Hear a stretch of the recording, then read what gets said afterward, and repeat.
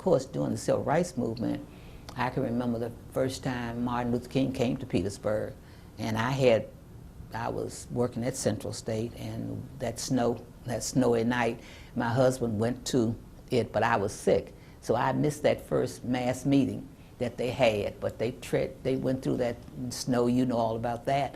And I can remember how he came home just so enthusiastic and so happy and so pleased and talked about everything. And so I have that very vivid memory. And then the other kind of work, because as I came to Petersburg to start working with the demonstrators, you know, the children, getting the kids ready and everything, more and more the churches did work and support and all, I guess, until we had one incident where things got a little out of hand in one of the churches, and they asked us not to come back. You know, we had meetings in the basement and things like that.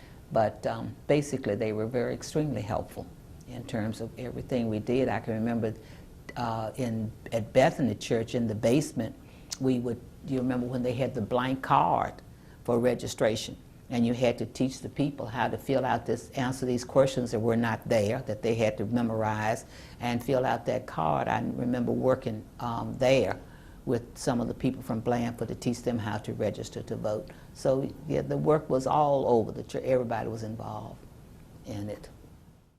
In fact, I taught graduate and undergraduate school, you know, courses at Virginia State, and many of our students were involved in this, in protesting, if you like, and demonstrating in Petersburg.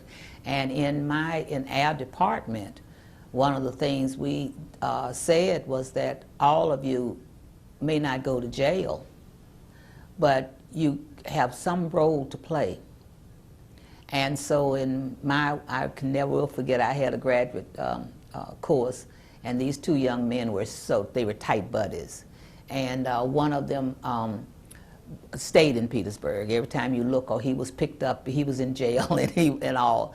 And, but the other one said, I'm not going to jail. And this one said, well, I'm going to be demonstrating at Woolworth's. I'm going to sit at the counter. And the other one said, well, I'm not going down there and sit at the counter, because if anybody spit on me, I'm going to punch him out.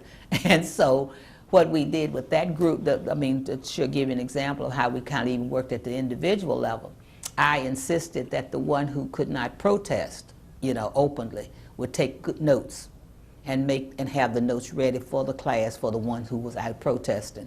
And so that we had some of those arrangements. There were other teachers who did similar kinds of things because the students were out of class.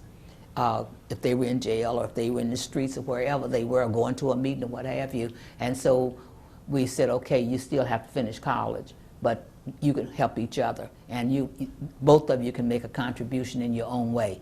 And so many of the kids were here, and many of them were arrested, and many of them played a part in it.